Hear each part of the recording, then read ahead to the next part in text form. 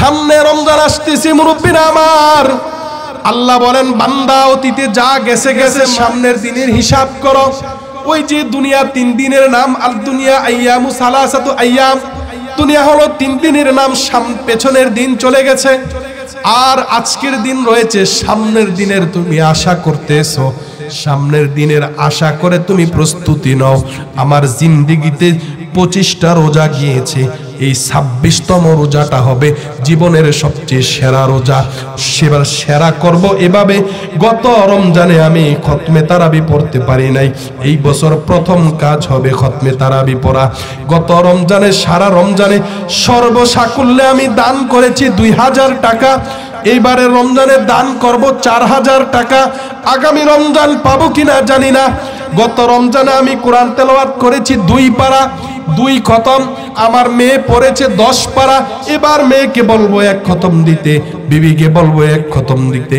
এত ইফতারের আইটেমের দরকার নাই, ইফতার আইটেম কমাও, খাবারের আয়োজন কমাও, 1টা 2টা তরকারি রান্না করো, আর ইবাদতের সময় বের করো। 5টা 7টা আইটেমের কোনো প্রয়োজন নাই। আল্লাহ বলেন রমজানের সুযোগ পাইলা। আল্লাহর নবী 2 মাস আগ থেকে রমজানের প্রিপারেশন নিতেন আর দোয়া করতেন, আল্লাহুম্মা বারিক লানা ফি রজব ওয়া শাবান ওয়া বাল্লিগনা রমাদান। আয় আল্লাহ, জিন্দেগীর গত 10 মাস বাঁচায়া রাখছিলেন, 9 মাস বাঁচায়া রাখছেন। রজব মাসে এসে 10 নম্বর মাসে পড়লাম। আল্লাহ 10 যেতে পেয়ে গেছি, 11টারও হায়াত চাই। আল্লাহুম্মা বারিক লানা ফি রজব ওয়া শাবান। আয় আল্লাহ 10 এবং 11টার হায়াত চাই। এই 2টা বাঁচায়া রাইখা ওয়া বাল্লিগনা রমাদান, কোন রকমে ঠিল্লা রমজানে পৌঁছে দেন। আমার জিন্দেগির যত অর্জন আছে আমি আল্লাহ করে নিব, আমি আল্লাহর কাছ থেকে চেয়ে নিব। এই দোয়া রাসূল আমাদেরকে শিখিয়েছেন। আল্লাহ বলেন যেহেতু আমি আমার রাসূলকে দিয়ে শিখিয়েছি, সুতরাং তোমাদেরকে বলে দেই, ওয়া আনফিকু মিম্মা রাযাকনাকুম মিন ক্বাবলি আইয়াতিয়া আহাদাকুমুল মাউত।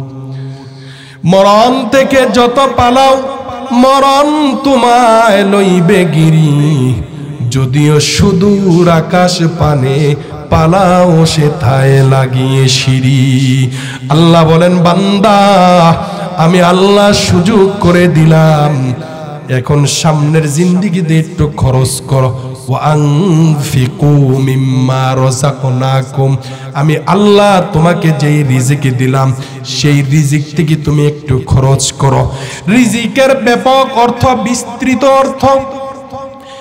স্বাভাবিকভাবে রিজিক বলতে আমরা খাবার দাবার বুঝি। এই খাবার দাবারের বাইরে গিয়েও ইবাদতের শক্তি সঞ্চার করা, নেক কাজ করতে পারা, সত্য কথা বলতে পারা, ভালো পরামর্শ দিতে পারা, ভালো কাজে উদ্বুদ্ধ করতে পারা, ভালো কাজে সহযোগিতা করতে পারা, এই সবগুলো হালাল এবং উত্তম রিজিকের অংশ। আল্লাহ বলেন এই রিজিকগুলো তুমি তোমার মধ্যে ধারণ করবে, গ্রহণ করবে। আর যদি টাকা থাকে তাহলে টাকাগুলো মোট কইরা খুরসার ভিতরে না রাইখা, টাকাগুলো জমায়া না রাইখা সেখান থেকে কিছু দিয়ে দাও। মিউ ক্বাবলি আইয়াতিয়া আহাদাকুমুল মাউত, তোমার মৃত্যু আসার পূর্বে, মরার যেদিন সময় হয়ে যাবে, দুনিয়া যেদিন অন্ধকার হয়ে যাবে, সেদিন বহু টাকা পয়সা দিতে চাইবা। এক সাহাবী আয়েশা বলি, ইয়া রাসূলুল্লাহ, বললেন কি? কয় হুজুর আমার তো অনেক সম্পদ, আমি সব দান করে দিতে চাই।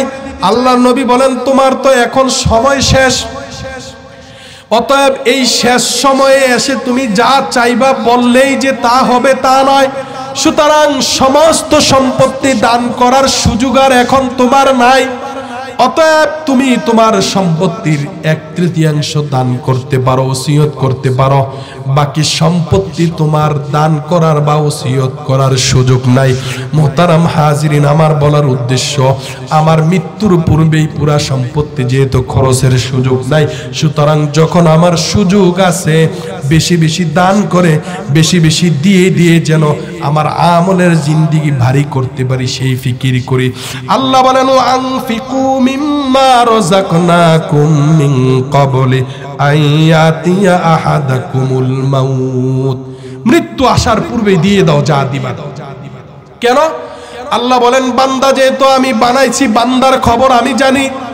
ফায়াকুলু রাব্বি লাউলা আখরতানি ইলা আজালিন করিব, কারণ বান্দা তখন আমাকে বলবে আল্লাহ আর একটু সময় দেন, এই যে হায়াত এত তাড়াতাড়ি শেষ হবে আমি বুঝি নাই, আয় আল্লাহ আর একটু সময় দেন। আল্লাহ বলেন সময় দিলে কি করবা? আল্লাহর বান্দার ব্যাপারে আল্লাহ বলেন ফাআসসাদ্দাক, বান্দা বলবে অবশ্যই আমার টাকা পয়সা যা আছে দান কইরা দিব। আর কি করবা? ওয়া আকুন মিনাস সলিহিন, একেবারে ভালো হয়ে যাব।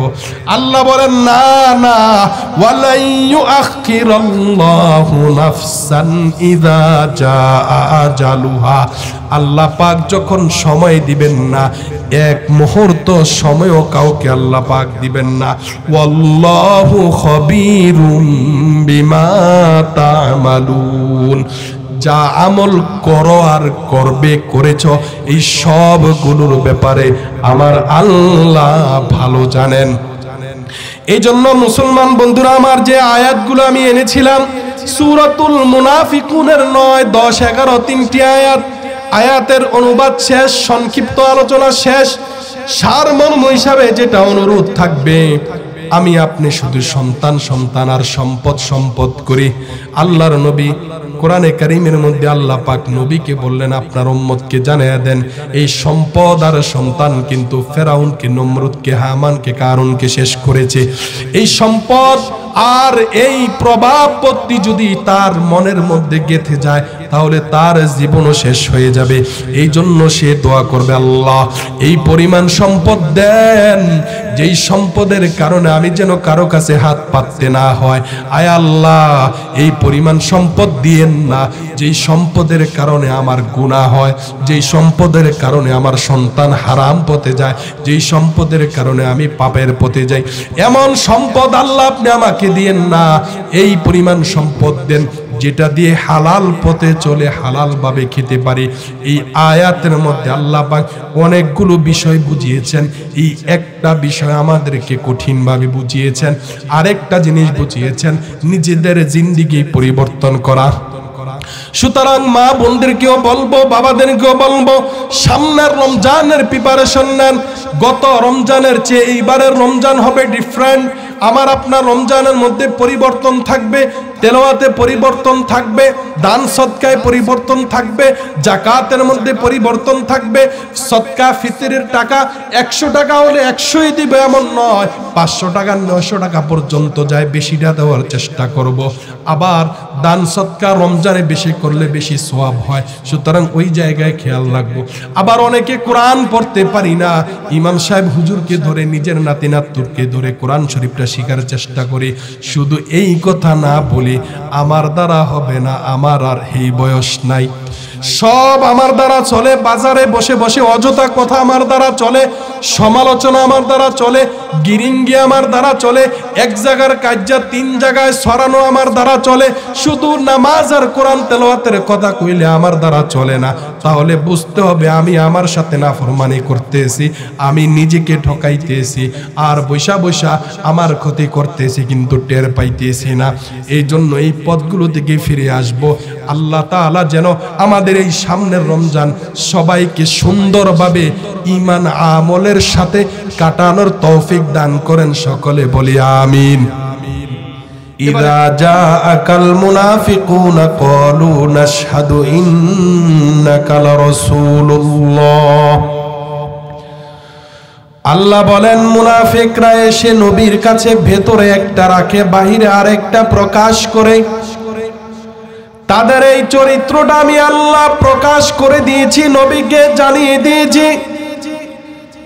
তাদের এই মুনাফিকি চরিত্রের কারণ হলো দুনিয়ার মধ্যে একটু আরামে থাকবে, সবার সাথে তাল দিয়ে চলবে। নবীর সামনে যখন আসবে নবীর মতো করে কথা বলে, মুসলমানদের সাথে যখন দেখা হয় মুসলমানদের তালে তাল মিলিয়ে বলে ইন্না মাকুম, আমরা তো তোমাদের সাথে আছি। আল্লাহ বলেন এই বদ স্বভাবটা তাদের কেন হলো? কাফেরদের সাথে দেখা হলে বলে আমরা তোমাদের সাথে আছি, মুনাফিকদের সাথে দেখা হলে বলে আমরা তোমাদের সাথে আছি। আবার রাসূলের সামনে গেলে বলে আমরা আপনার সাথে আছি। আল্লাহ বলেন এই যে একটা রোগ তাদেরকে আক্রান্ত করেছে, এই রোগের প্রধান কারণ হলো দুনিয়ার ধন সম্পত্তি আর সুখ শান্তির চিন্তা। অথচ তারা জানে না সুখ শান্তি আমি আল্লাহর হাতে, ধন সম্পত্তির মালিক আমি আল্লাহ। আমি যাকে চাবো তাকে অঢেল সম্পত্তির মালিক বানিয়ে দিব, আর যাকে চাবো তার সম্পদ কেড়ে নিব, সন্তান করেন কেড়ে নিব। কখনো কখনো আমি আল্লাহ তোমাদের জীবন পর্যন্ত কেড়ে নিব। আল্লাহ বলেন আমি আল্লাহ তোমাদেরকে পরীক্ষা করব,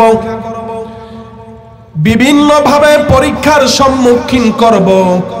এই পরীক্ষা করতে গিয়ে যদি এমন হয় পরীক্ষার হলে তুমি যা পারো তাই দেওয়ার চেষ্টা করবা, কিন্তু এমন যেন না হয় পরীক্ষা দিতে গিয়ে তুমি তোমার নিজের জীবন শেষ করে দিয়েছো। আল্লাহ বলেন দুনিয়ার সম্পদ তোমার প্রয়োজন, সন্তান তোমার প্রয়োজন, টাকা পয়সা তোমার প্রয়োজন, মান সম্মান যশ খ্যাতি তোমার সবই প্রয়োজন, কিন্তু এই সব প্রয়োজন উপার্জন করতে গিয়ে অর্জন করতে গিয়ে আল্লাহ বলেন ইয়া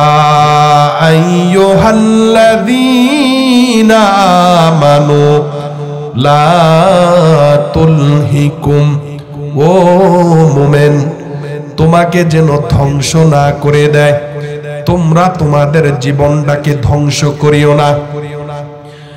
লা তুলহিকুম, তোমাদের জীবনটা যেন ধ্বংস না করে দেয়। প্রশ্ন হতে পারে কে ধ্বংস করবে? আল্লাহ বলেন আমওয়ালুকুম, তোমাদের সম্পদ তোমাদের জীবন ধ্বংস করে দিবে। মুফাসসিরিনে কেরাম বলেন সম্পদ আবার জীবন ধ্বংস করে কি করে, এটা কিভাবে সম্ভব? সম্পদ থাকলে মানুষ দান করে, সম্পদ থাকলে মানুষ আত্মীয় স্বজনকে দেয়, সম্পদ থাকলে মানুষ সমাজের সেবা করে। এই সম্পদ কি মানুষের জীবন ধ্বংস করে কিনা? আল্লাহ বলেন লা তুলহিকুম আমওয়ালুকুম, সম্পদ তোমাদের জীবন যেন শেষ করে না দেয়। কিভাবে শেষ করে দেয়? আল্লাহ বলেন সম্পদ, ফেরাউন সম্পদের লোভে আর দুনিয়ার লোভে এমন পর্যায়ে পৌঁছে গিয়েছে, এক পর্যায়ে এসে আনা রব্বুকুমুল আলা বলে নিজেকে প্রভু দাবি করে ফেলেছে। এই যে ফেরাউন নিজেকে প্রভু দাবি করলো, আমাকে বলো তো ফেরাউনের কি টাকা পয়সার কোনো কমতি ছিল? ধন দৌলতের কোনো কমতি ছিল? সন্তানের কোনো কমতি ছিল? আল্লাহ বলেন না না, কোনো জিনিসের কোনো কমতি ছিল না। ফেরাউনের একটা কমতি ছিল, ফেরাউনের মধ্যে সম্পদের লোভ এমন ভাবে গ্রাস করেছে, সে নিজের অস্তিত্বের কথা ভুলে গিয়ে নিজের জীবনকে ধ্বংস করে দিয়েছে।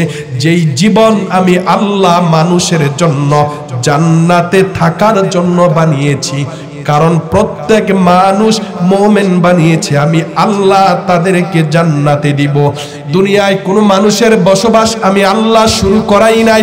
আমি আল্লাহ চাইলে আদমকে আগে দুনিয়ায় পাঠিয়ে পরে জান্নাতে নিতাম, তারপরে তোমরা বলতে পারতে আল্লাহ আমার বাড়ি তো জান্নাত না, আমি তো পরে গিয়েছি জান্নাতের মধ্যে। কিন্তু আল্লাহ বলেন না না, আমার ইচ্ছা হলো একজন মানুষও যেন না বলে আমার বাড়ি তো জান্নাত না, অতএব আমাকে জান্নাত থেকে বঞ্চিত করলে কি আর না করলে কি। আল্লাহ বলেন এই দাবি যেন কারো মুখে না আসে, কারো চিন্তায়ও না আসে, ফেরাউনের চিন্তায়ও যেন না আসে। এই জন্য আমি বাবা আদমকে যখন তোমাদের বাবাকে সৃষ্টি করলাম, তাকে আমি আল্লাহ জান্নাতের মধ্যে সৃষ্টি করলাম যেন তোমাদের মনে থাকে আমাদের বাবার বাড়ি হলো জান্নাত। সুতরাং জান্নাতে যাইতে হলে, দাদার বাড়িতে যাইতে হলে অবশ্যই দাদার বাড়ির জমির দলিলের মধ্যে আমার নাম থাকতে হবে। আল্লাহ বলেন জমির দলিলের মধ্যে আমি আল্লাহ মুসলমানদের নাম জন্মগতভাবে লিখে দিয়েছি, কোনো ধরনের কোনো প্রশ্ন ছাড়া, কোনো ধরনের কোনো আবেদন ছাড়া। আল্লাহ বলেন মুসলমান শুকরিয়া আদায় করো, আমি আল্লাহ তোমাকে ফেরাউনের ঘরে জন্ম দেই নাই, নমরুদের ঘরে জন্ম দেই নাই, কাফেরের ঘরে জন্ম দেই নাই, জন্মসূত্রে মুসলমানের ঘরে জন্ম দিয়েছি। তার মানেই হলো আমি তোমার দাদার বাড়ির মূল সার্টিফিকেটটা, সিএস দলিলটা আমি আল্লাহ তোমার হাতে তুলে দিয়েছি। এখন এই দলিল সংরক্ষণের দায়িত্ব তোমার। আল্লাহ বলেন এই দলিল আমি আল্লাহ ফেরাউনকেও দিয়েছিলাম। ফেরাউন ইবাদত করত, কিন্তু মনের মধ্যে এত লোভ এসেছে, সম্পদের এত লোভ এসেছে, নিজের জীবন ধ্বংস করে দিয়ে নিজের স্থায়ী জান্নাতের পরিকল্পনা ভুলে গিয়ে ফেরাউন নিজেকে খোদা দাবি করে বসলো, অর্থাৎ নিজের জীবন শেষ করলো। এর পেছনের কারণ হলো আমওয়ালুকুম, সম্পদ ফেরাউনকে নিজের জীবন ধ্বংসের পেছনে নিয়ে গিয়েছে। এই জন্য আল্লাহ বলেন ও মুমিন, ফেরাউনের মতো সম্পদ থাকুক আর না থাকুক, এত পরিমাণ সম্পদ করিও না যেই সম্পদ তোমাকে নামাজ পড়তে দেয় না, যেই ধন সম্পদ তোমাকে রোজা রাখতে দেয় না, যেই সম্পদ, যেই জমিন তোমাকে সারাদিন কাজ করে মসজিদে আসতে দেয় না। তুমি বুঝে নিবা এই জমিন তোমার জীবন ধ্বংস করতেছে। যেই জমিন, যেই বাড়ি, যেই গাড়ি, যেই ব্যবসা তোমাকে আল্লাহর ঘরে আসতে দেয় না, যেই ব্যবসা তোমাকে সৎ কথা বলতে শিখায় না, যেই ব্যবসা তোমাকে হালাল পথে চলতে উদ্বুদ্ধ করে না, যেই টাকা তোমাকে সততার পথে চালায় না, যেই টাকা তোমাকে পিতামাতার খেদমতের পেছনে ব্যয় করতে বলে না, যেই টাকা তোমাকে দানের পেছনে ব্যয় করতে বলে না, ওই টাকা তোমার নয়, তোমার জীবন ধ্বংসকারী। এই জন্য আল্লাহ বলেন লা তুলহিকুম আমওয়ালুকুম, তোমাদের সম্পদ যেন তোমাদের জীবন ধ্বংস করে না দেয়। আল্লাহ বলেন ইয়া আইয়ুহাল্লাযীনা আমানু, আমি আল্লাহ মায়া করে বললাম হো ঈমানদার, লা তুলহিকুম আমওয়ালুকুম ওয়ালা আওলাদুকুম আন যিকরিল্লাহ, তোমাদের জীবন যেন, তোমাদের সম্পদ যেন তোমাদের জীবনকে ধ্বংস করে না দেয়। কিভাবে ধ্বংস করে দেয় সহজ উদাহরণ দিলাম, বুঝতে পেরেছেন কিনা? আল্লাহ বলেন এই সম্পদ মানুষের জীবন শেষ করে, আরো বিস্তারিত কথা রয়েছে, বলার সুযোগ নেই। আল্লাহ বলেন সারা জীবন যদি তুমি সম্পদের পেছনেই পড়ে থাকো, তাহলে আমার নবীদের দিকে তাকাও, আমি আল্লাহ একজন নবীকে এই পরিমাণ সম্পদ দেই নাই যেই সম্পদের দ্বারা নবীর ইন্তেকালের পর ওয়ারিসদের মধ্যে কোনো ঝগড়াঝাটি হয়েছে। দিনার নবী, বিশ্ব নবী, সাইয়্যিদুল আউয়ালিন ওয়াল আখিরিন, আকায়ে নামদার তাজদারে মদিনা, সরকারে দো আলম জনাব মুহাম্মদুর রাসূলুল্লাহ সাল্লাল্লাহু আলাইহি ওয়াসাল্লাম দিনের পর দিন না খেয়ে পেটে পাথর বেঁধে শুয়েছিলেন, অথচ আল্লাহ পাক চাইলে প্রতিদিন জান্নাতের খাবার আল্লাহর নবীর মুখে তুলে দিতে পারতেন। আল্লাহ বলেন না না, আমি আমার নবীকে গোটা দুনিয়া দিয়েছি, ওয়ামা আরসালনাকা ইল্লা রাহমাতাল লিল আলামিন, আমি আল্লাহ বিশ্ববাসীর জন্য আপনাকে রহমতের নবী বানিয়েছি। আল্লাহ যাকে রহমতের নবী বানিয়েছেন, সেই রহমতের নবীও 2, 3, 4 দিন 10 দিন পর্যন্ত না খেয়েছিলেন। এবার আমার আপনার বুঝার বিষয়, খাবারের সাথে, অর্থ সম্পদের সাথে আর সফলতার সাথে কোনো সম্পর্ক নেই। যত জায়গায় আল্লাহ বলেছেন মুমিনরা সফল হয়েছেন, সূরাতুল মুমিনুনের প্রথম আয়াতের মধ্যে আল্লাহ বলেন কদ আফলাহাল মুমিনুন, মুমিনরা সফল। এই সফলতার পিছনে আল্লাহ পাক সম্পদের কৃতিত্বকে আনেন নাই, নামাজের কৃতিত্ব এনেছেন, রোজার কৃতিত্ব এনেছেন, ইবাদতের কৃতিত্ব এনেছেন। নবী মুহাম্মদুর রাসূলুল্লাহ সাল্লাল্লাহু আলাইহি ওয়াসাল্লামের জীবন আমাদের সামনে তুলে ধরে আল্লাহ বলেন, আমার নবী কোনদিন সম্পদের জন্য কাউকে আঘাত করে নাই, বরং হেরা গুহায় যখন যেত 3 দিন 4 দিনের চাল তো নেওয়ার সুযোগ ছিল না, চিরা ইত্যাদি শুকনা খাবার নিয়ে যেতেন। এই শুকনা খাবারের সাধনার মধ্যে আমি আল্লাহ আমার নবীকে নবী বানাইলাম, কিন্তু তখনও নবী জানতেন না যে তিনি নবী হয়েছেন। কিন্তু আমি আল্লাহ জিব্রাইল পাঠাইলাম, অথচ চাচার কত সম্পদ, বাপ দাদার কত সম্পদ। আমি আল্লাহ রাসূলুল্লাহকে এই পরিমাণ সম্পদ দেই নাই যেই সম্পদ নিয়ে রাসূলের মেয়েরা মারামারি করবে, ঝগড়াঝাটি করবে, কিন্তু রাসূলকে কোনোদিন কারো সামনে হাত পাততে দেই নাই। পেটে পাথর বাঁধিয়ে রেখেছি, না খেয়ে শুয়ে রয়েছে, কাউকে বলে নাই। আল্লাহ বলেন, মুমিন আমি সতর্ক করে দেই মুনাফিকদের চরিত্র যেন তোমার মধ্যে না আসে। দুনিয়ার চলতে হলে সম্পদ লাগবে, সম্পদ ছাড়া তোমার পক্ষে চলা সম্ভব নয়। কিন্তু এত সম্পদ আমি আল্লাহর কাছে চাইও না যেই সম্পদ তোমার নিজের জন্য, জীবনের জন্য ধ্বংসের কারণ হয়ে যায়। কিতাবের মধ্যে আসছে আদ-দুনিয়া সালাসাতু আইয়ামিন, দুনিয়া হইল 3 দিনের নাম। একদিন যেই দিন চলে গেছে এইটার নাম হলো দুনিয়া, আর আজকের দিন যেই দিন আমি আপনি পেয়েছি, সারা দিন শেষ করে এশার নামাজ শেষ করলাম, আর আরেক দিন হলো আগামী দিন। মুফাসসিরিন কিরাম বলেন, যেই দিন চলে গেছে এই দিন ফিরিয়ে আনার সুযোগ নাই, আর যেই দিন সামনে আছে এটা পাবো কিনা এটার কোনো বিন্দু মাত্র গ্যারান্টি নাই। সুতরাং আজকের যেই দিন পাইলাম এই দিনটাই হইল আমার হায়াতের দিন, এই একদিন এই সুযোগ পাইলাম। সুতরাং দিন শেষে আমি কি অর্জন করলাম হিসাব মিলাই। হাসিবু ক্বাবলা আন তুহাসাবু, হযরত ওমর বলেন, ক্যাশিয়ার দোকানের হিসাব মিলায়, তুমি বান্দা তোমার দোকানের হিসাব মিলাও, তোমার আমলের দোকানের হিসাব মিলিয়ে দেখো। সারা দিনের ফজরের পর থেকে নিয়ে এশার নামাজ পর্যন্ত কত হাজার বার নিঃশ্বাস ফেলেছো, অক্সিজেন নিয়েছো। এটা যদি আইসিইউর মধ্যে ল্যাবে অথবা স্কয়ারে থাকতা 25 থেকে 30 হাজার টাকা বিল আসতো। আল্লাহ বলেন, সারা দিনের হিসাব আমি রাখি নাই, সারা দিনের হিসাব তোমার সামনে পেশ করি নাই। কিন্তু এমন একটা দিন আসবে যেই দিন আমি আল্লাহ তোমার সামনে তোমার হিসাব পেশ করব, তুমি হিসাব দেখবে, আর আমি আল্লাহর কাছে বলবে, ইয়া লাইতানি লাম উতা কিতাবিয়া, আল্লাহ জীবনে কি করলাম, আজকে তো দেখি সারা দিনের আমলের খাতা আমার খালি হয়ে গিয়েছে। ফজরের পরে উঠেছি, নামাজ পড়ি নাই, তাড়াতাড়ি করে কোদাল নিয়ে সার নিয়ে খাড়ি নিয়ে চলে গেলাম ক্ষেত কুবাইতে কুবাইতে 12টা-1টা বাজলো।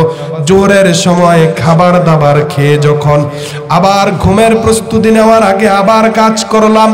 সারা দিনের মধ্যে অর্জন মাত্র শুধুমাত্র মাগরিবের নামাজ, সারা দিনের অর্জন মাত্র শুধুমাত্র মাগরিবের নামাজ।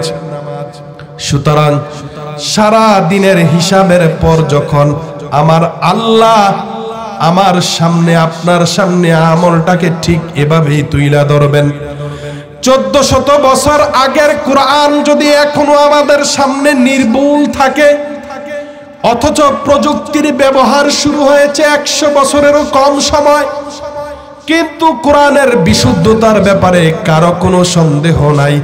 আল্লাহ বলেন, 1400 বছর পর যদি কোরআন তোমার হাতে নির্ভুল ভাবে থাকে, তাহলে 14,000 কোটি বছর পর তোমার দ্বীনের চিত্রটা আমি আল্লাহ তোমার সামনে সিসি ক্যামেরার মতো তুলে ধরব, আর তুলে ধরে খাতাটা দিয়ে বলবো, ইকরা কিতাবাক কাফা বিনাফসিকাল ইয়াউমা আলাইকা হাসিবা। অনেক সময় রাগ কইরা বাচ্চারা যখন গ্লাস ভাঙ্গা ফালায়, বাচ্চার বাবা ঘরে নাই, তখন মা আসলে কি বলে, দেখেন তো আপনি কি করছে, আপনি দেখেন আমি দেখব না।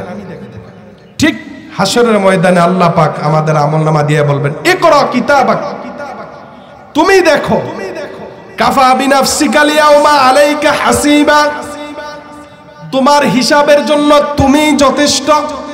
পূর্ব পাড়ার অমুক চাচার দরকার নাই, পশ্চিম পাড়ার অমুক কাকার দরকার নাই। 14,000 বছর 14,000 কোটি বছর আগের হিসাব। আল্লাহ বলেন, তখন মুমিনের মধ্যে যারা গুনাহগার তারা বলবে, মালি হাদাল কিতাব,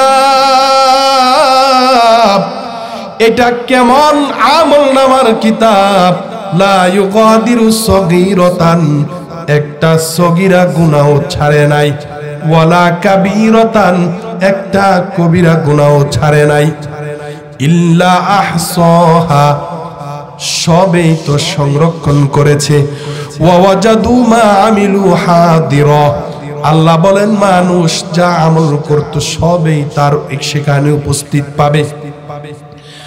আল্লাহ বলেন সেই দিন আসার পূর্বে তুমি তোমার হিসাব মিলিয়ে নাও।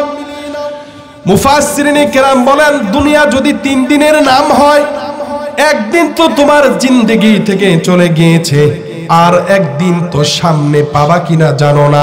সুতরাং আজকের দিনে তুমি কি পাইলা তোমার নিজের হিসাব মিলায়া নাও। লা তুলহিকুম আমওয়ালুকুম, সারা দিন যদি ক্ষেতের কাজ করো, দোকানের কাজ করো, ব্যবসার কাজ করো, অফিসের কাজ করো, অথচ সারা দিনে জিকির নাই, কোরআন তেলাওয়াত নাই, নামাজ নাই, শুধুমাত্র বিপদে পড়ে মাগরিবের নামাজে সবার সাথে গেছো, তাহলে বান্দা তোমার হিসাব তুমি মিলায়া নাও, কি পরিমাণ নাফরমানি তুমি করেছো। আমি আল্লাহ কোনো ধরনের কোনো বিনিময়ে চাই নাই, পারিশ্রমিক চাই নাই। এই সব কিছু না চাওয়ার পরেও শুধুমাত্র বলেছিলাম 5 ওয়াক্ত নামাজে 25 মিনিট থেকে 40 মিনিট সময় দাও, দিতে পারলা না, তোমার চেয়ে নাফরমান আর কে হতে পারে। আল্লাহ বলেন, ওয়াইদা কিলা লাহুমুরকাউ লা ইয়ারকাউন, যখন তাদেরকে আমি আল্লাহ মাইক দিয়ে ডেকে ডেকে বললাম রুকু করো, লা ইয়ারকাউন, রুকু আনলো না, রুকু করলো না, রুকুর জন্য প্রস্তুতি নিল না। আল্লাহ বলেন, ফাবি আইয়ি হাদিসিম বাদাহু ইউমিনুন, এত সুন্দর কোরআন দিয়ে আমি আল্লাহর জবান দিয়ে বলার পরেও যদি তোমার অন্তরে না ঢুকে, আর কোন কথাটা কইলে তুমি বুঝবা? ফাবি আইয়ি হাদিস, আরে আর কোন কথা আছে বাদাহু ইউমিনুন, যেটার বলার পর তুমি বুঝবা? আল্লাহ বলেন, এত কিছু দেওয়ার পরেও, এত কিছু বলার পরেও যদি তুমি না বুঝো, তাহলে তুমি তোমার হিসাব মিলিয়ে দেখো, তুমি তো তোমার গৃহপালিত পশুদের চেয়েও খারাপ হয়ে গেছে। আমি আল্লাহ মানুষকে খারাপ বলতে চাই না, কারণ লাকাদ খলাকনাল ইনসানা ফি আহসানি তাকওয়িম, আল্লাহ বলেন আমি আল্লাহ মানুষ বানাইলাম পৃথিবীর সবচেয়ে সুন্দর আকৃতি দিয়ে।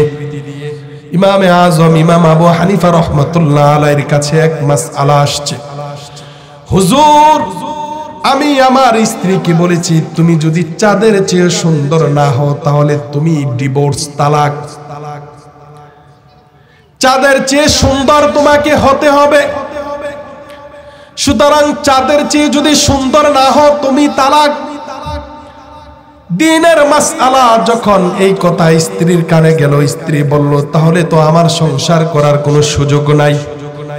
এবার মুরব্বী পেছে পড়ে গেলেন, বহু আলেমের কাছে ঘোরার পর ইমামে আজম ইমাম আবু হানিফা রহমাতুল্লাহ আলাইহির কাছে গেলেন, হুজুর জানতে চাই আমার মাসআলার প্রয়োজন, একটু সমাধান চাই, কি ঝামেলা হয়েছে? আমি আমার স্ত্রীকে বলেছি যদি তুমি চাঁদের চেয়ে সুন্দর না হও তুমি তালাক। হুজুর বললেন সমস্যা কি? হুজুর আমার মাথায় ধরে না পৃথিবীর কোন মানুষ কি চাঁদের চেয়ে সুন্দর হতে পারে কিনা। ইমামে আজম ইমাম আবু হানিফা রহমাতুল্লাহ আলাইহি এই আয়াত শুনিয়ে দেন, লাকাদ খলাকনাল ইনসানা ফি আহসানি তাকবীম। তুমি কি সূরা ৩ পড়ো নাই? আল্লাহ কি বলেন নাই আমি আল্লাহ সর্বোত্তম আকৃতিতে মানুষ বানিয়েছি? চাঁদের ব্যাপারে বলেন নাই যে আমি আল্লাহ সর্বোত্তম আকৃতিতে চাঁদ বানিয়েছি? সুতরাং কোরআন যেহেতু বলে সবচেয়ে উত্তম আকৃতিতে মানুষ বানিয়েছি, সুতরাং স্ত্রী বা মানুষ পৃথিবীর সবচেয়ে সুন্দর প্রাণী।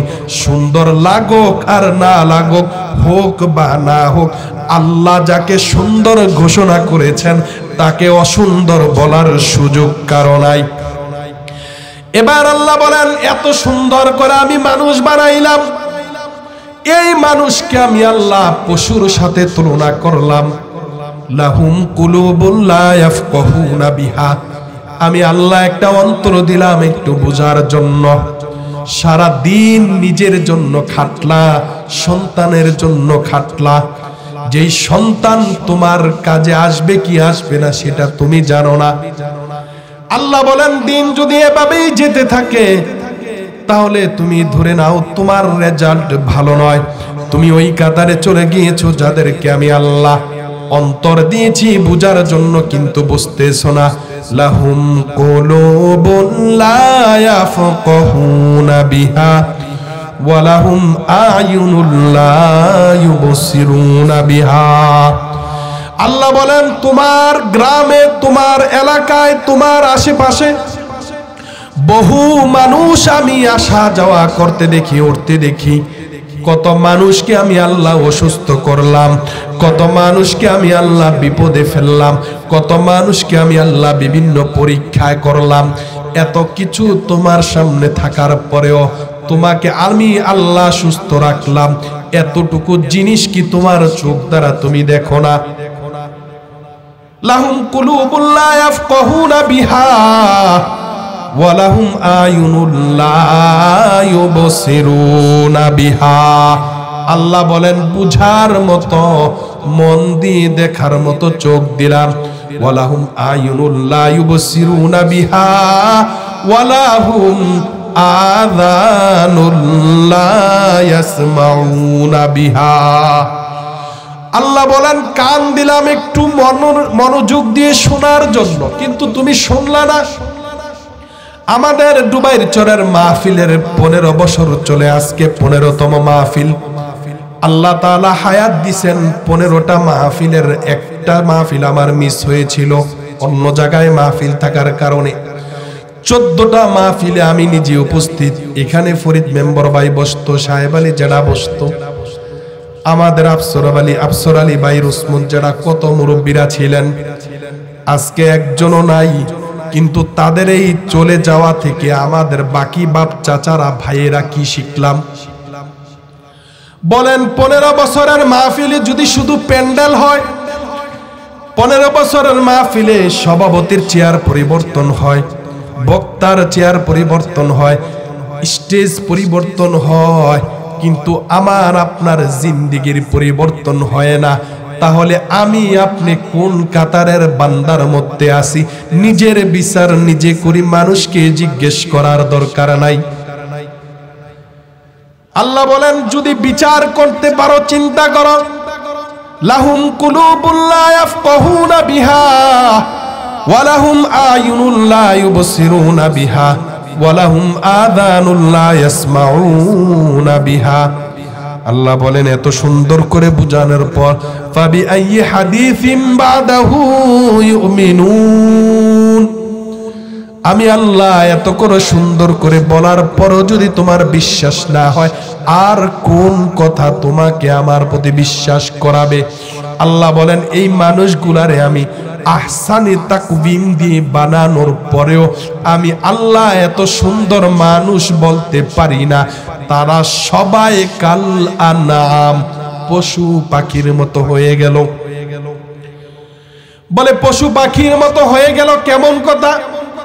আমি আপনি সুন্দর শব্দে উপস্থাপন করছি এই জন্য, কিন্তু যদি বাংলা ভাষায় বলতে যান আল্লাহ বলেন তুই মানুষ না তুই জানোয়ার। জানোয়ারের যেমন নামাজ নাই, রোজা নাই, যাকাত নাই, হজ নাই, হালাল নাই, হারাম নাই, তুমি মানুষ হওয়ার পরেও যদি তোমার বিবেক জাগ্রত না হয়, তাহলে মানুষের কাতারে নাম লিখায়া লাভ নাই। আমি আল্লাহ তোমাকে মানুষ বলতে পারি না। তোমাকে ধ্বংস করে না দে ফেরাউনের মতো, তোমার সম্পদ যেন তোমার জীবন শেষ না করে দেয় নমরুদের মতো, তোমার সম্পদ যেন তোমাকে শেষ না করে দেয় হারুন কামানের মতো, তোমার সম্পদ যেন অবৈধ ইনকামকারীদের মতো জীবনকে শেষ না করে দেয়। ওয়ালা আউলাদুকুম, তোমার সন্তানও যেন তোমাকে পেরেশানিতে না ফেলে দেয়। আন যিকিরিল্লাহ, আল্লাহর জিকির থেকে। আমার আপনার প্রশ্ন হবে, আল্লাহ বলেন সন্তান এবং সম্পদ হলো বরকতের জিনিস, সন্তান আবার সম্পদ, এগুলো আবার পেরেশানিতে ফেলে কিভাবে?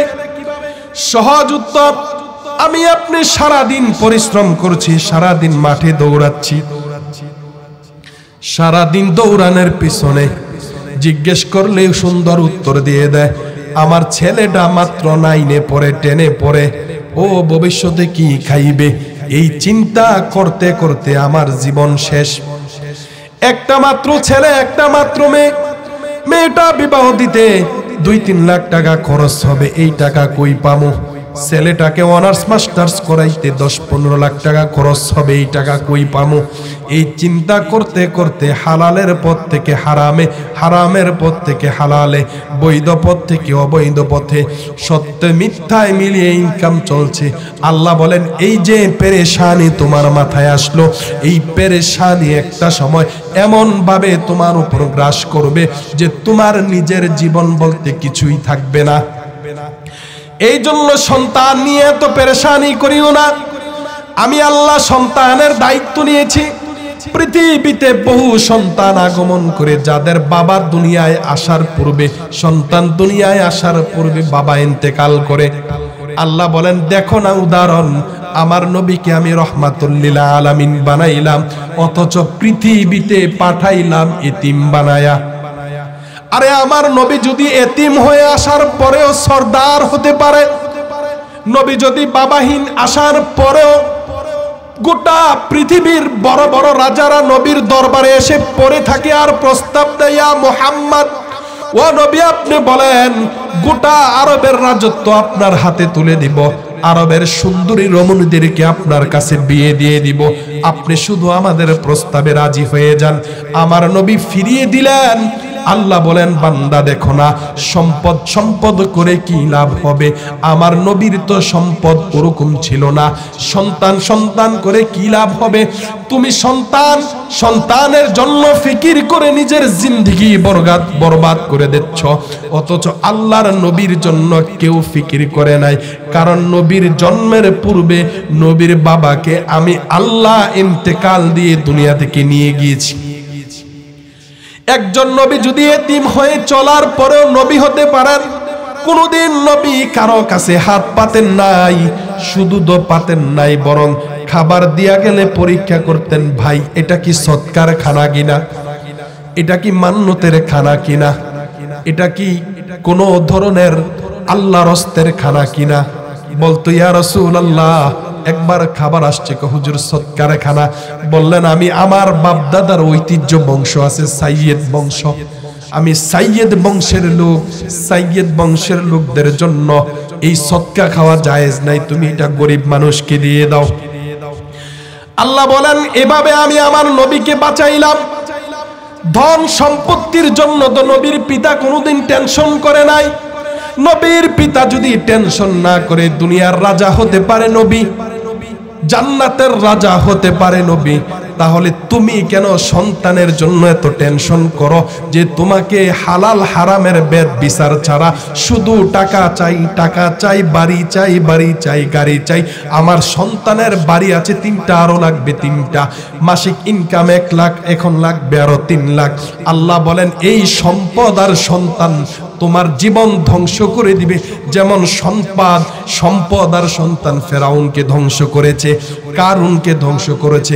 আল্লাহর নবীর কিতাবের মধ্যে আসছে মুসা আলাইহিস সালাতু ওয়াস সালামের সময় কারুনকে আল্লাহ যে সম্পদ দিয়েছিলেন, 1000 মতান্তরে 100 উট লাগতো শুধুমাত্র তার এই সম্পদের খাজানার চাবিগুলো বহন করার জন্য। মুসা আলাইহিস সালাতু ওয়াস সালাম কারুনরা নসিহত কর না শানিদ আকিবাতা শানিদে।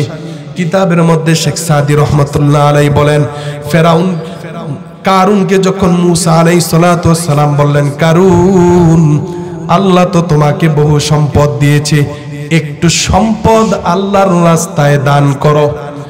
কারণ এই কথা শোনার পরে বলো, অসম্ভব কথা, আমি গরিব মানুষ, আমি টিয়াদেম করতে দিন আনি দিন খাই।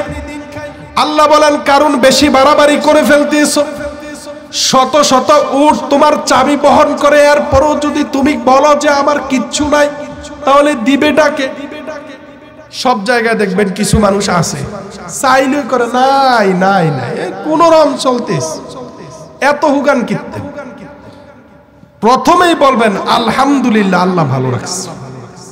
এরপরে আপনার অসুবিধার কথা আপনি একজনের সাথে বলতেই পারেন, আর একজনের অসুবিধার কথা, আপনার সুবিধার কথাটা আরেকজনের কাছে বললেই যে সে আপনার সম্পদ নিয়ে যাবে, ব্যাপারটা তো এরকম না।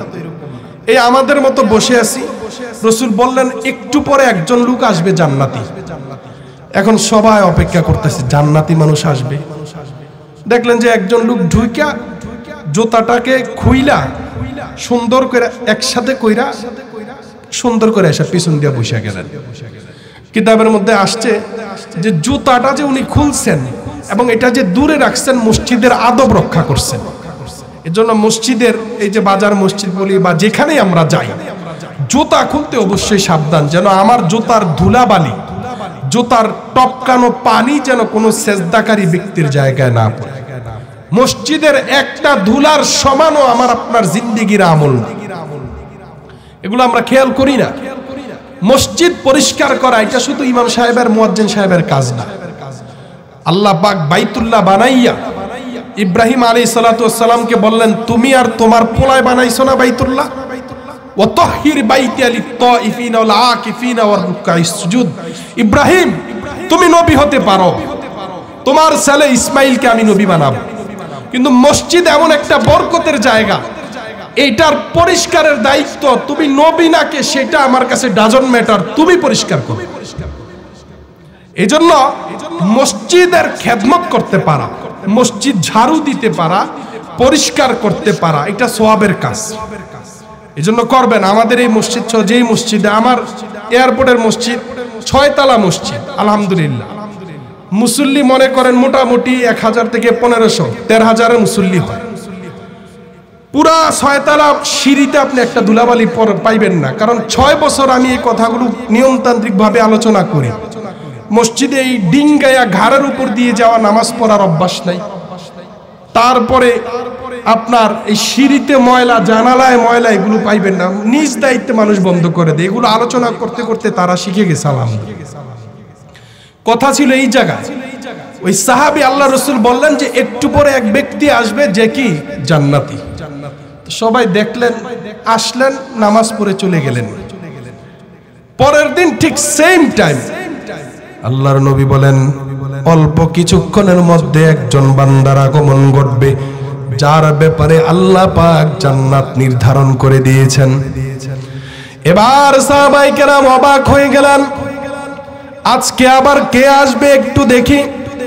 কিছুক্ষণ পরে দেখে গতকাল যে ব্যক্তি এসেছে, আজকেও সেই ব্যক্তি মসজিদে প্রবেশ করতে এসে সেম পদ্ধতিতে নামাজ কালাম পরে চলে গেল, কারো সাথে কোনো কথা নাই।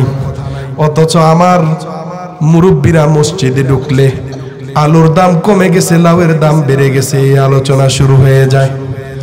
সাহাবায়ে কেরাম মসজিদে বসে বসে আলু আর লাউয়ের আলোচনা করেন নাই, মসজিদে এসে বসে বসে কোরআন তেলাওয়াত করতেন, জিকির করতেন। আল্লাহর নবী মসজিদের পাশে রাসূলুল্লাহর ঘর, মসজিদে নববীর পাশে হুজরাখানা। মসজিদ থেকে বের হয়ে দেখলেন একদল বৈশা বৈশা জিকির করতে আছে, লা ইলাহা ইল্লাল্লাহ। সবাই লা ইলাহা ইল্লাল্লাহ, লা ইলাহা ইল্লাল্লাহ। একদল জিকির করতেছে, আর একদল বৈশা বৈশা বলতে আছে, উজুতে 4 ফরজ, গোসলে 3 ফরজ, নামাজ ভঙ্গের কারণ 19টি, নামাজের বাইরে এবং ভেতরে 13 ফরজ, নামাজের বাইরে 7 ফরজ। দুই দল দুই কাজে ব্যস্ত আছে। আল্লাহর নবী দেখে হেসে হেসে বলতেছেন, মাশাআল্লাহ কি দৃশ্য, দুই দলেই ভালো কাজ করতে আছে। তবে আমার কাছে জিকিরকারী দলের চেয়ে যারা কোরআন হাদিসের মাসআলা শিখতে আছে তাদের মজলিসটা বেশি ভালো লাগলো। এই কথা বলে রাসূল জুতা খুলে ওই মজলিসে গিয়ে বসে পড়লেন। সুবহানাল্লাহ বলেন। আমার বাপ চাচারা মুরব্বীরা বসা বসা গল্প কইরেন না। সারা দিন আজানের আগে কোনোদিনও মসজিদে আসছেন এমন মুসল্লির সংখ্যা খুব কম। আজানের আগে আইসা নামাজ পড়তে পেরেছেন এমন সংখ্যা আমাদের জীবনে কম। অতএব আজানের পরে মসজিদে আসলাম, এটা তো গল্প করার জন্য আল্লাহ পাক সময় দেন নাই। খাবারের আগে আপনি আমি যখন খাবারের জন্য বসি, প্লেট দেওয়া হয়, পানি দেওয়া হয়, ভাত ইত্যাদি দেওয়া হয়, ধীরে ধীরে খাই। একটু সালাদ দেওয়া হয়, খাবারের টেস্ট বাড়ে। একটু 7 আপ বোরহানি দেওয়া হয়, আর একটু বাড়ে। আল্লাহ বলেন আজানের সাথে সাথে আমি মসজিদে আসতে বলছি একটু বোরহানি যাওয়ার জন্য। নামাজের আগে সুন্নত রেখেছি, মসজিদে ঢুকার পর উজুর 2 রাকাত সুন্নত রেখেছি, আবার মসজিদে ঢুকার পর 2 রাকাত সুন্নত রেখেছি। এগুলো তোমার অন্তরে নামাজের টেস্ট বাড়ানোর জন্য দিয়েছি, যেন খাবারের সাথে মুরগির রোস্টটা তুমি কামড় দিলে একটু লেবুর রস হলে আর একটু শশা হলে যেমন ভালো লাগবে।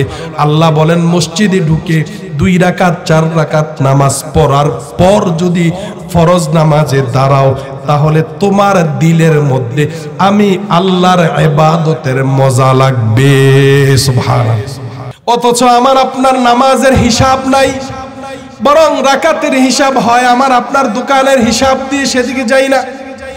আল্লাহর নবী বলেন দ্বিতীয় দিন যখন আমি বললাম অল্প কিছুক্ষণের মধ্যে একজন জান্নাতি মানুষের আগমন ঘটবে, এই কথা বলার পর সাহাবায়ে কেরাম একটু অবাক হয়ে গেলেন। দেখলেন গতকালকের ওই ব্যক্তি, আজকের মজলিস শেষ, তৃতীয় দিন। আল্লাহর নবী বলেন সাহাবায়ে কেরাম তোমাদের দৃষ্টি আকর্ষণ করছি, আজকে এমন একজন ব্যক্তির আগমন ঘটবে আল্লাহ পাক যার জন্য জান্নাত ওয়াজিব করে দিয়েছেন। সুবহানাল্লাহ। আল্লাহর নবী বলেন শুধু ওয়াজিব না, দুনিয়ায় থাকতে আল্লাহ পাক আমারকে আশারায়ে মুবাশশারার একটা লিস্ট দিয়েছেন। লিস্ট দিয়ে বলেছেন এই 10 জন মানুষের জান্নাতের সার্টিফিকেট নবী মুহাম্মদ আপনি জানিয়ে দেন। আল্লাহর নবী বলেন এই 10 জনের ভিতরে এই ব্যক্তির নামও আছে। এবার সাহাবায়ে কেরাম অপেক্ষা করতেছেন। একটু পরে দেখেন গত 2 দিন যাবত যেই ব্যক্তি আসলেন আজকেও সেই ব্যক্তির আগমন।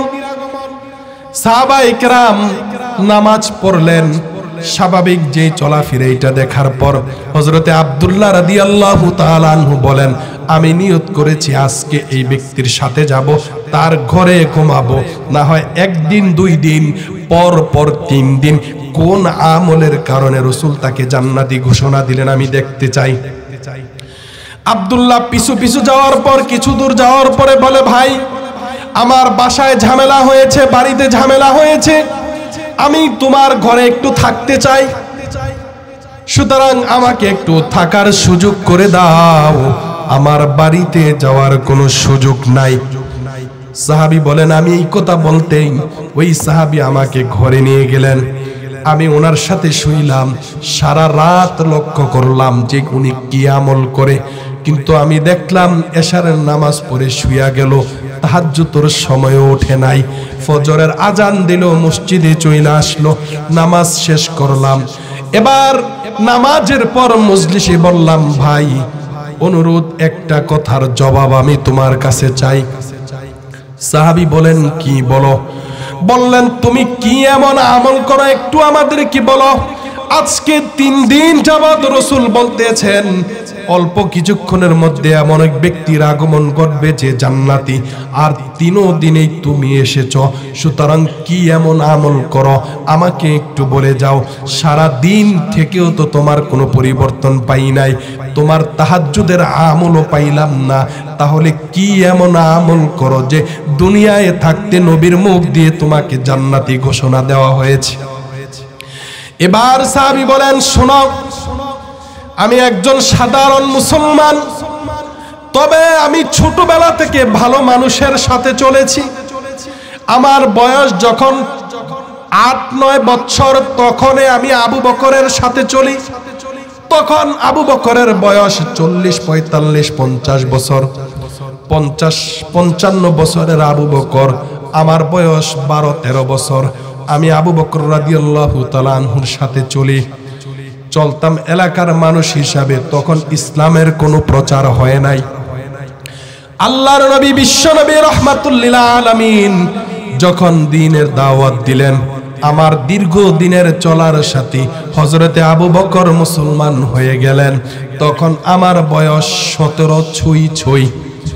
ওই 17 বছর বয়সের সময় একদিন আবু বকর রাদিয়াল্লাহু তাআলা আনহু আমাকে বলেন, তুমি মুসলমান হয়ে যাও, এতদিন তোমার সাথে চলাফেরা আমার, সুতরাং আমি চাই তুমি মুসলমান হয়ে যাও।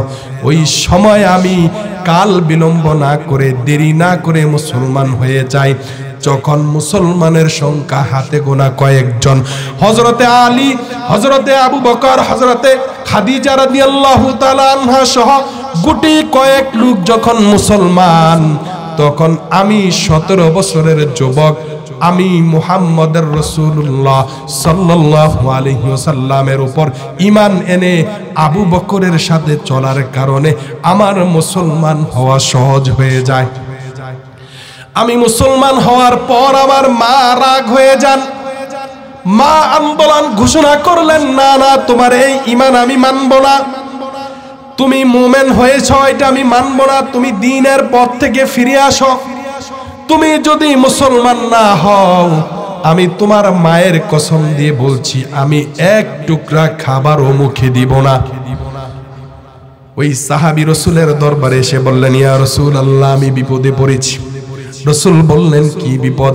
বললেন, ইয়া রাসূলুল্লাহ, আমি মুসলমান হয়েছি। এই কথা শোনার পর আমার মা রেগে গিয়েছেন এবং অনশন করেছেন, আমি যদি মুসলমানের পথ থেকে ফিরে না আসি তিনি খাবেন না।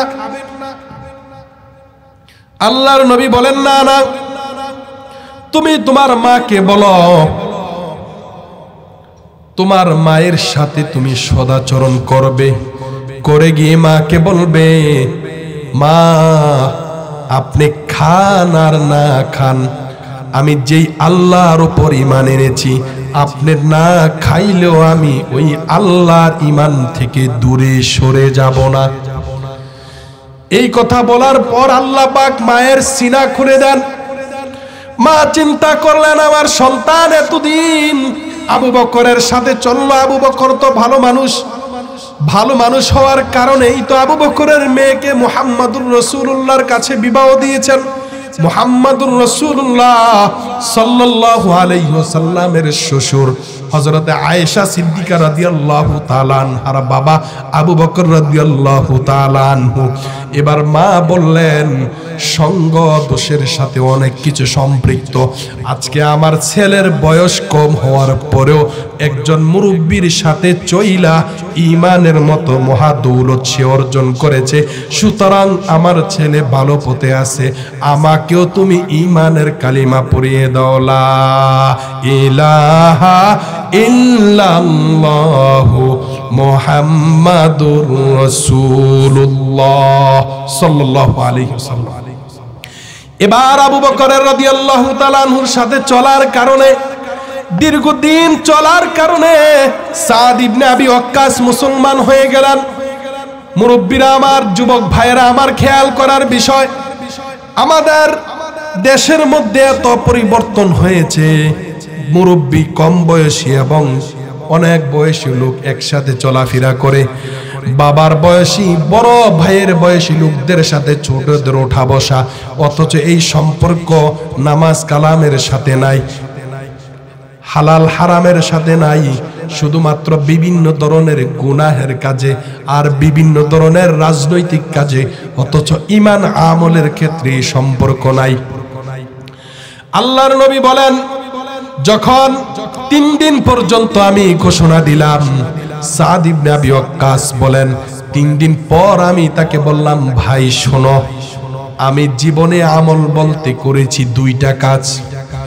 একটা কাজ হলো আমি নিজের খেয়ে নিজের পড়েছি, আর একজনকে নিয়ে কোনো গবেষণা করি নাই। সুতরাং আমার খেয়ে আমার পরে কার ছেলে কি করেছে, কার বউ কি করেছে, কার মেয়ে কোথায় গিয়েছে, কার ছেলে কি অপরাধ করেছে, কার জমিন কি হয়েছে, কার বাড়ি কি হয়েছে, এই সমস্ত গীবত সমালোচনা আমি করি নাই।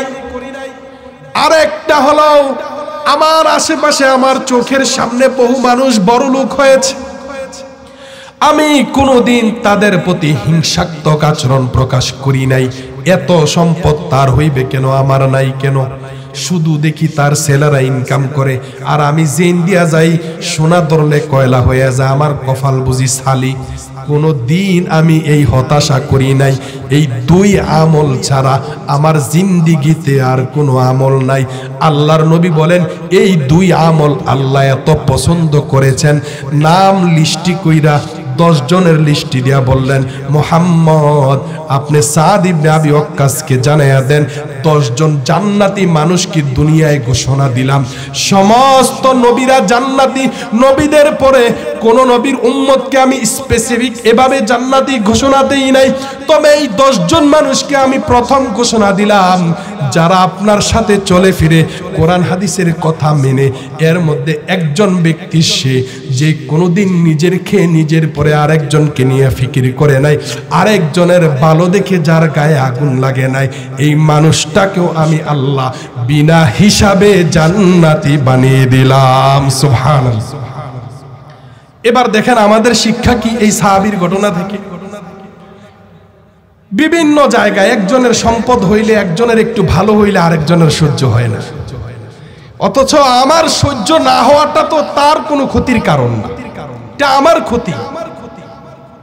এই জন্য আল্লাহ রসুল বলেন যে একজনের ভালো দেখা তুমি তোমার ভিতরে হিংসা আইনো না যে খালি ও পাইতেছে, বরং শুকরিয়া আদায় করো যে আল্লাহ তোমার প্রতিবেশীকে ভালো রাখছেন, ওই আল্লাহ তো এখনো আছেন যে আল্লাহ চাইলে তোমাকে তার চেয়েও বেশি বড় লোক বানাইতে পারে। তুমি এইটার অপেক্ষা করো, আল্লাহ আর দোয়া করো, আল্লাহ আপনি আমাকে দেন। জাকারিয়া আলাইহিস সালাতু ওয়াস সালামকে আমি 100 বছরে আইসা সন্তান দিছি, ইব্রাহিম আলাইহিস সালাতু ওয়াস সালামকে 90 বছরে সন্তান দিছি, রাসূলুল্লাহ সাল্লাল্লাহু আলাইহি ওয়াসাল্লামকে সন্তানই দেই নাই, বাদির করে একটা ছেলে দিয়েছি, এটাকেও নিয়ে গিয়েছি। কই রাসূলুল্লাহ তো কোনোদিন আফসোস করে নাই, আহা আমার একটা ফোলা নাই, আমার বাতি জ্বালাইবো কেন? রাসূলুল্লাহ তো আফসোস করে নাই, আমার বাপ তো আমার জন্য কিচ্ছু রাখা যায় নাই, তাহলে তোমার এত আফসোস কেন হবে? আমার বাপ তো কিছু রাখা যায় নাই। অথবা পিতা হয়ে তোমার এই টেনশন কেন আসবে? আমার ফুতাইতে কি খাইবো, আমি কেমনে চললাম? ফুতাইত্রীরে কার কাছে দিয়া যায়? আরে কার কাছে দিয়া যায়? যার বান্দা সে টেনশন করবে। আল্লাহ বলেন, যেই সময় পৃথিবীতে মানুষ ছিল না, আদমের বাপ ছিল না, আদমের বাপ ছিল, বলেন আদম আলাইহিস সালাতু ওয়াস সালামের কোনো বাপ ছিল? তাহলে আদম আলাইহিস সালাতু ওয়াস সালামকে নিয়ে চিন্তা করছে কে? আল্লাহ। বলেন আল্লাহ চিন্তা করছে না?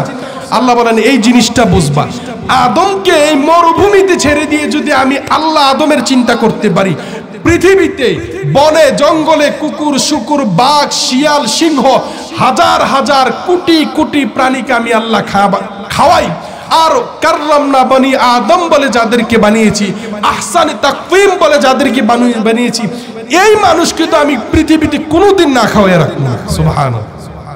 কিন্তু আমরা বুঝি না, এই জন্য খাবার শুধু 4টা ডাল ভাত শুকে খাওয়ার জন্য যত ধরনের রাজনৈতিক বলেন, পারিবারিক বলেন, সামাজিক বলেন, মিছা কথা, এই জায়গার বিচার ওই জায়গায়, এই জায়গার ক্ষেতের মাটি ওই জায়গায়, সব ঠেলাঠেলির পর দিন শেষে রেজাল্ট একটা, যেন একটু রাতের বেলা ভালো খাওয়া যায়। আল্লাহ বলেন, বান্দা তুমি কি তোমার ঘরের গরুটাকে দেখো না? এই গরুটা মুখ দিয়ে কিছু বলতে পারে না, কিন্তু আমি আল্লাহ তোমার ঘরে খানা থাকুক আর না থাকুক, দোকানতে বাকি আনাইয়া বুসির বস্তা আর রাবের টিন দিয়ে তোমার বাইত ফাটাই দিয়া গরুরে কি সুন্দর খাওয়াইতেছি, আর তুমি মানুষরে বুঝে আমি খাওয়াইতাম না, এটা একটা কথা কইলা? আল্লাহ বলেন না, লা তুলহিকুম আমওয়ালুকুম ওয়ালা আওলাদুকুম আন যিকরিল্লাহ। আমি আল্লাহর জিকির থেকে যেন তোমার সম্পদ তোমাকে দূরে না রাখি। সাদ ইবনে আবি ওয়াক্কাস বলেন, এই গুণ যখন আমি আমার মধ্যে ধারণ করলাম, আল্লাহ পাক এত পছন্দ করেছেন, হয়তো রাসূলুল্লাহর মুখ দিয়ে আমার কথা বলে দিয়েছেন, এই জন্য আল্লাহ আমাকে জান্নাতি বানিয়েছেন। আল্লাহর নবী বলেন, আমার সাদ সঙ্গ দোষের কারণে যেমন মানুষ খারাপ হয়ে যায়, আবার সৎ সঙ্গের কারণে মানুষ ভালো হয়ে যায়। আমার সাদের সৌভাগ্য, তিনি সম্পর্কে আমার মামা হন। আল্লাহর নবী বলেন, আমার মায়ের দাদা হযরত আমেনা, রাসূলের মা, রাসূলের মায়ের চাচাতো ভাই, ওনার কোনো আপন ভাই ছিল না। হযরতে আমেনার চাচাতো ভাই সাদ ইবনে আবি ওয়াক্কাস কোন মজলিসে রাসূল সাদ ইবনে আবি ওয়াক্কাসকে দেখলে বলতেন, আমার মামা আসছে, মামাকে জায়গা করে দাও, মামাকে সম্মান দিতেন। কিতাবের মধ্যে আসছে রাসূলুল্লাহ সাল্লাল্লাহু আলাইহি ওয়াসাল্লাম হযরতে ওমরকে বললেন, ওমর যদি সাদের দেখা পাও একটু দোয়া চাইয়া নিও। আব্দুল্লাহ ইবনে ওমর রাদিয়াল্লাহু তাআলা আনহু হাদিস নিয়ে গেলেন হযরত সাদ। আব্দুল্লাহ ইবনে ওমর রাদিয়াল্লাহু তাআলা আনহু হাদিস নিয়ে গেলেন হযরতে ওমরের কাছে, গিয়ে বলেন, আব্বা জান এই হাদিসটা আমাকে একটু সঠিক করে বলে দেন। হযরত ওমর বলেন, এই হাদিস তোমাকে কে বলেছে? বলে, সাদ ইবনে আবি ওয়াক্কাস বলেছে। তাইলে এইটাকে আর জিজ্ঞেস করার দরকার নাই, কারণ সাদ তো এই ব্যক্তি যে নিজের জীবনের প্রতি যত্নশীল, নিজের খেয়ে নিজের পায়ে কুড়াল দেয় নাই, বরং নিজের খেয়ে নিজেকে নিয়ে চিন্তা করেছে। তাকে আল্লাহ পাক এত পছন্দ করেছে, দুনিয়ায় থাকতে জান্নাতি বানায়া দিছে। এই আয়াত আর এই ঘটনা আমাদেরকে শিখাইতেছে, আমার আপনার পাশের কারো সম্পদ হয়ে গেলে এটা নিয়ে আমার হাই হুতাশ করার কিছু নাই। কারো সন্তান যদি কোনো কারণে নষ্ট হয়ে যায়, এটা নিয়েও সমালোচনা করার কিছু নাই। কিন্তু দুঃখের বিষয়, আমাদের দিন চলে যায় এভাবে। ওই যে বললাম, দুনিয়ায় আমার আপনার জিন্দেগি 3 দিনের নাম, 2 দিন তো শেষ। একদিন যেটা পাইলাম সেটাও যদি এভাবে চলে যায়, আল্লাহ বলেন এভাবে তোমার জিন্দেগি চলে যাবে, কিন্তু তুমি কোনোদিন জিন্দেগির সফলতা দেখবে না। তখন তুমি নিজের ধ্বংস নিজেই করলে। এই জন্য নিজের ধ্বংসের কাজ থেকে ফিরে আসো। আল্লাহ বলেন, ফিরে আসার সুযোগ কি? ফিরে আসার সুযোগের ব্যাপারে আল্লাহ বলেন, শোনো, এতক্ষণ অনেকক্ষণ বললাম, লা তুলহিকুম ওয়ালা আওলাদুকুম আন যিকরিল্লাহ ওয়া মান ইয়াফআল যালিকা ফাউলাইকা হুমুল খাসিরুন। এতক্ষণ আমি বুঝাইলাম, আল্লাহ বলেন, এরপরও যদি তুমি না বুঝো, সারা দিন যদি সম্পদ করো, সারা দিন যদি টাকা করো আর সন্তান করো, তাহলে শুই না নাও, তুমি হইলা ক্ষতিগ্রস্ত, যাদের জাহান্নাম ছাড়া কোনো উপায় নাই। এই জন্য বাবাজিরা আমার, ভাইয়েরা আমার, সামনে রমজান চলে আসছে, 2 সপ্তাহ 3 সপ্তাহ পরে রমজান। জীবনের 70 বছর চলে গেছে, 50 বছর চলে গেছে, 60 বছর চলে গেছে। আমার ভাইয়েরা, মুরব্বীদেরকে আমি দেখতেছি, এই 50-60 বছরের জিন্দেগির হিসাব মিলাইবেন, এই 60 বছরের রমজান আর এই রমজান যেন একটু আলাদা হয়। বিগত দিনে চলে যাওয়া রমজান, আমার জিন্দেগির 40 বছর চলে গেছে, 40 বছরের 40টা রোজা গিয়েছে। 60 বছর যার হয়েছে, তার জীবনের 60 মাসের রোজা অতিক্রম হয়েছে। 60 রমজানে আমার আপনার প্রাপ্তি বলতে শুধুমাত্র 30 টাকা কইরা ফেতরার টাকা। আমার আপনার প্রাপ্তি বলতে একদিন মসজিদে ইফতার করানো। খেয়াল করবেন খুব ভালো করে, যদি আমার আপনার জিন্দেগি এটাই হয়, মনে করেন আমার মতো যারা 25-30 বছরওয়ালা আছে, আমার যারা বড় ভাইয়েরা আছে, ওদুদ ভাই, হোসেন ভাই, মবিন ভাই যারা আছেন, তাদের বয়স যদি 40-45 বছর ধরা হয়, আব্বা সহ মুরব্বীরা যারা আছেন, আপনাদের বয়স যদি 60-65-70 ধরা হয়, আর যদি রমজানের হিসাব করেন, আমল নামা খুইলা দেখেন 25 টাকা কইরা ফেতরা দিছেন। একদিন মসজিদে ইফতারি করাইছেন, মসজিদের হুজুরের তারাবির টাকা দিছেন 100 থেকে বর্তমানে 500। সারা রমজান বলতে জিয়ের বাড়িতে কাপড় পাঠাইছেন, ফুতের শ্বশুর বাড়িতে নতুন বিয়া হইছে কাপড় চোপড় কিনা দিছেন। অথচ গোটা রমজান যায় আপনার জিন্দিগিতে এক খতম কোরআন শরীফ নাই। 60 বছরের রমজান চলে গেছে, 40 বছরের রমজান চলে গেছে, অথচ এক খতম কোরআন নাই। অথচ একদিনও বলতে পারবেন না বুকে হাত দিয়া যে আজকে 1000 বার জিকির করেছি। 1000 বার তো দূরের কথা, 500 বার জিকিরও হয় না। ইতিহাস আমার আপনার জিন্দিগিতে চলতে চলতে আজকে আমি আপনি 30, 40, 50 বছরে এসে পৌঁছি। আর এর মধ্যে আমাদের মাঠ খালি হয়েছে। অনেক চাচা যারা চলে গেছেন, চাচা তো ভাই চলে গেছেন, আমার জেঠা তো ভাই আবু তাহের ভাই নাই, আমার ভাতিজা হিমেল নাই, আমার চাচা জেঠারাও অনেকে নাই। কিন্তু তাদের কতটুকু সুযোগ পেয়েছে, হয়তো তারাও আমাদের মতো আশা করেছিলেন 60 বছর গেলেই যাই ইবাদত করবেন। এই আশা করতে করতে জিন্দেগি চলে গেল, জীবনের 45টা রোজা চলে গেল, 30টা রোজা চলে গেল, শুধু শুক্রবার দিন 10 টাকা 20 টাকা দেওয়া ছাড়া আর জিন্দেগিতে কোনো আমল নাই। বাবাজি ভাইজি, আমার আপনার মতো নাফরমান এই পৃথিবীতে আর কেউ আছে কিনা খোঁজ করে দেখি। আল্লাহ বলেন এই 60 বছরের জিন্দেগি আমি তোমাকে দিলাম, 30 বছরের জিন্দেগি দিলাম। 30 বছরের 30 রোজার 30টা খতমের রেকর্ড নাই তোমার, বরং খতমে তারাবি পড়তে কষ্ট হয়। এই জন্য তুমি সূরা তারাবি কোথায় হয় খোঁজ করো। তাহলে আমলের উন্নতি হইল না, অগ্রগতি হইল।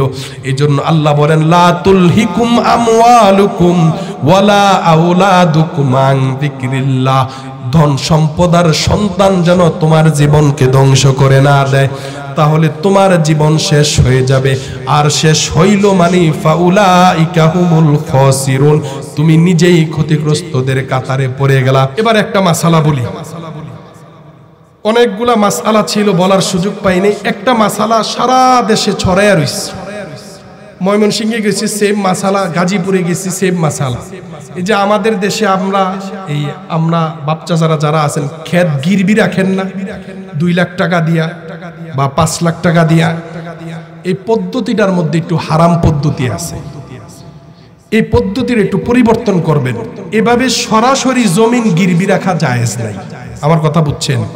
মনে করেন এই যে আমার ক্ষেত, এখন আমার টাকা নাই, আমাদের মাওলানা শরীফের কাছে টাকা আছে। শরীফকে বললাম তুমি আমার ক্ষেত রানো আর আমাকে 2 লাখ টাকা দাও, টাকা যখন দেবো ক্ষেত তোমাকে ফিরিয়ে দেব। এটা চলে না আমাদের এলাকায়? গিরবি কোন, অনেক এলাকায় কোট বলে, এটা সম্পূর্ণ হারাম। কেন? আপনার টাকাটা যে আপনি তার কাছে রইল বা তার টাকাটা যে আমার কাছে রইল, টাকা তো অক্ষত রয়ে গেছে, দেওয়ার সময় কি আমি কম দিতে পারবো? কিন্তু আমার যে জমিনটা সে ব্যবহার করলো, এই জমিনটা কি অক্ষত আছে? বাহ্যিকভাবে অক্ষত আছে, কিন্তু এটা থেকে সে বিপুল পরিমাণ ধান চাল ডাল পাইছে না। আল্লাহর নবী বলেন এই যে টাকা দিলা, জমিন নিলা, মাঝখান দিয়া টাকাওয়ালার কোনো আলাদা বেনিফিট হয় নাই, অঙ্কের মধ্যে অঙ্ক ঠিক রয়েছে। জমিনওয়ালার জমিন ঠিক আছে, কিন্তু এক্সট্রা বেনিফিট হয়েছে, এটা সুদ হয়ে গেছে। কথা বুঝেছেন? কুল্লু কারজিন জাররা নাফআন ফাহুয়া রিবান। প্রত্যেক ঋণ যেটা দিয়া কোনো উপকার নেওয়া হয় সেটাই সুদ। তো অনেকগুলা সূরতের মাসআলার একটা সূরত হইল যে যদি কেউ এভাবে জমিন গিরবি রাখে 2 বছর 2 মাস 6 বছরের জন্য, তাহলে এটা সম্পূর্ণ হারাম হবে। এখন এটার হালাল পদ্ধতি কি? তো হালাল পদ্ধতি হইল আপনার জমিনের 5 লাখ টাকা আপনি গিরবি রাখতেছেন, কিন্তু এই 5 লাখ টাকায় 5 বছরের জন্য জমির একটা ভাড়া ধরবেন ন্যূনতম 2000-5000 টাকা। একটা টাইম ফিক্সড করবেন, আর অগ্রিম বা অ্যাডভান্স হিসাবে 5 লাখ টাকা জমা থাকবে আপনার কাছে। যে ক্ষেতটা আপনি করবেন, টাকা আমার কাছে অ্যাডভান্স হিসাবে জমা থাকবে, আর জমিনের ভাড়া দিব 5000। এখন আপনি বলবেন যে হুজুর এই ক্ষেতের ভাড়া তো 5000 টাকা না, এটা তো হওয়ার কথা 50,000 টাকা বা 60,000 টাকা। তাইলে আমি 5000 টাকা দিয়ে যদি এই ক্ষেত গিরবি রাখি, ভাড়া দেই, এটা তো হইল না।